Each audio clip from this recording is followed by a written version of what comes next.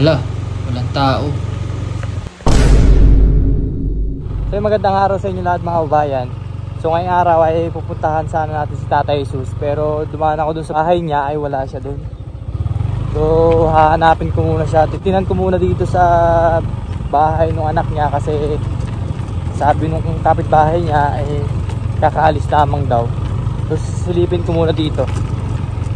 Sayang rin naman kasi pinunta natin dito kasi napakalayo din naman ang binahe natin. Bansod to Pinamalayan. Kaya bukan natin hanapin si Tatay Jesus. Bali ako lang mag-isa, wala si Mrs. Ang liit ng aking helmet kaya yung pisngi ko parang tumaba. Ayun lang tayo.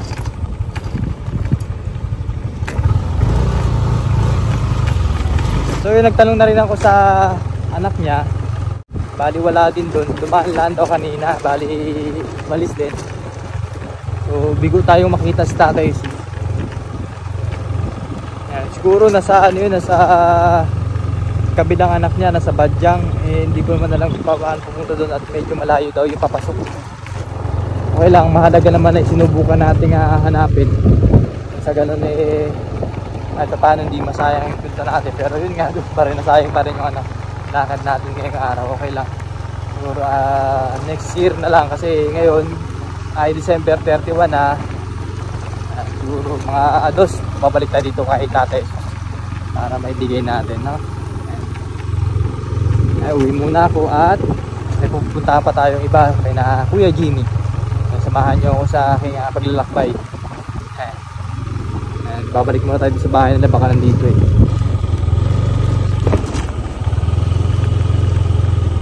wala. Sige, uwi muna tayo. So yun, ito yung araw na babalikan natin si Tatay Jesus. Kasi nakaraang punta ko doon sa kanila ay walang tao. At yun nga, may mga pahabol na tulong para sa kanya. Kasi dapat ito ay nabigay ko na nung January 31. Pero since wala siya doon ay hindi ko naibigay. Puro nga may pinuntahan at pumunta sa mga anak at para mag-celebrate ng bagong taon. Samahan nyo ako sa aking pagpunta doon at mustahin na rin natin si Tatay Jesus. Yan. So tara, let's go!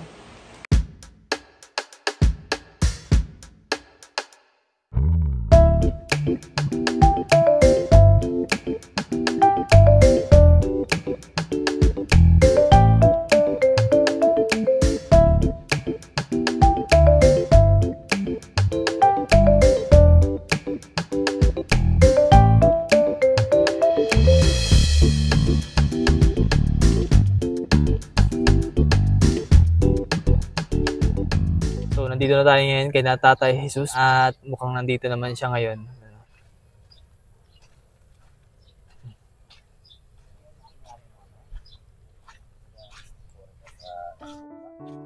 Tay, kumusta kayo? Ha? Baka nung nakaraan dito ay pumunta ako. Akala ko iniwan mo na yung bahay. Hindi ba? Hindi ba? Ay, hindi ba? Hindi ba? Isang po kayo nang galing nun? Doon po nga sana ko sa Badyang. Sa Badyang? Pero ano, nung time na pumunta kayo doon ay kamusta naman po pagpunta nyo doon? Ayos naman po. Binigyan din po ako ng konting bigas, mga ulam. Kahit hindi ako nagsabi, inabigyan ako. Mabuti po kung gano'n, no? Kamusta naman ang inyong bagong taon at Pasko? Saan kayo nag-celebrate? Wala po. Walang kapira-pira. Ay, dito lang kayo? Dito lang po ako. Ang bagong taon, Pasko, dito ako. Wala. Pambili. Oo. Ibig sabihin ay talagang wala kayong ibang nantahan sa mga anak. Wala. Ay binisita po kayo ng anak. Nabisita na ako minsan. Ay, yung aking apo nagabisita. Pero yung aking anak na ako, hindi mo na nabisita. Ibig sabihin, hindi kayo nag-celebrate na mga anak ninyo? Hindi po.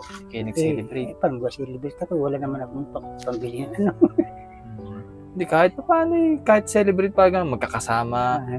Kahit paano sa Noche Buena magkasama. Ay, hindi ako nalis dito paggabi.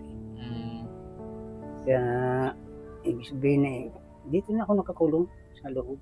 Hindi naman ibig sabihin kapag Pasko kailangan maghanda. Opo. Ang mahalaga lamang ay magkasama. ang gusto nga, doon ako patulogin. Sabi ko, ay ako'y mauwi, baka si Sire dumating. Eh tamang-tama nga pala, dumating ka. Nandun pa ako sa badyang. Ilang taon na kayong nag-iisa-isa din? 3 taon? Ay, hindi lang ho. Hindi lang. Hindi lang. Dati pa rin, trabaho pa ako dyan sa munisipyo. Ay, hindi ka ba nakita yung ating kubo din, no? Yun, doon ako nagtyaga. So, minsan kasi mga babayan, may mga tatay talaga na mas gusto nilang mag-isa kaysa sumulok sa mga anak. Opo. Lalo-lalo na kapag yung siguro minsan nahihiya rin sa anak, kaya ganun siguro. Kasi katulad ni Tate Antonio, yung nakaraan na puntahan natin, gusto niyang mag-isa. Although yun nga, yung bahay niya ay sira-sira na, pero mas maayos pa rin daw yung sarili. Kaya kahit nasira na ay talagang mahalaga ay may masilungan lang. Katulad ni tatay, kasi itong bahay na ito mga babayan, ito po yung unang pabahay natin dito sa Mindoro. Na yung bahay ni Tatay Jesus ay talagang pag-iba na rin. Ito palang bahay na to ay pang 1 taon na, noong November 12. 1 taon nang nagagamit ni Tatay yung tahanan niya. At maayos naman at walang problema. So, ibig sabihin, Tatay, wala kayo natanggap na regalo? Wala po. Wala. Lantay. Oo. Ba? Tayo. Para sa iyo muna bigas, lagay ko na dito sa loob. Opo, sige po. Salamat po. So, ito po yung regalo kay Tatay Jesus from Ma'am Betty. Salamat po. Salamat Sige. kay Ate Betty. Pa-open na lang din para makita mo yung kung anong laman. Opo. Ito pa ay galing kay Ma'am Betty din. Matagal na namin dapat dinala yan, kaso yan, siyempre malayo din po yung bahay ni Tatay Jesus. Halos parang nasa 30 kilometers ang tatakbuhin bago marating din itong bayan ng Bansud. Yan. Kaya Tatay, buksan mo para makita mo yung Tinda po. Ay, ito lang. Ayan. Ano ba yan, Tay? Ano? Chinelas. Ay, sinabi ko na agad. Inunahan ko na. Ang ganda. Chinelas. Kasyang-kasya kay Tatay, Kasi, mapapalitan na yung chinelas mo. Ay, talagang wala akong maibili. Kaya, pagtiisan po, damit.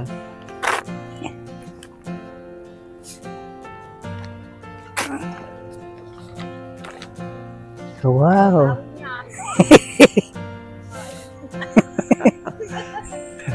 Sa'yo ni Tatay. Ayos po. May bago ka ng damit, Tay. Opo. Na. Ano man sabi mo, Tatay, sa natanggap mong regalo? Maraming salamat po sa inyo. At kay Ate Betty, maraming salamat po. At ako binigyan naman ni Sir ng papasko.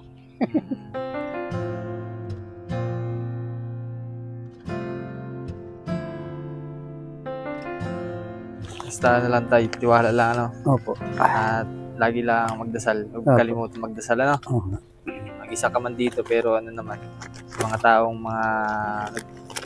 sumusuporta rin sa iyo. Opo. Sige. At yun po, salamat po muli sa ating sponsor na si Ma'am Betty at kay Ma'am Amy po. Tatay, Happy New Year, Merry Christmas. Late na yung pagbati ko sa iyo. Sige, Tatay. Sige po. Ito, pandagdag mo sa bigas mo. Opo. Salamat po sa inyong panonood at hanggang dito muna update natin kay Tatay Jesus. Thank you po. Opo.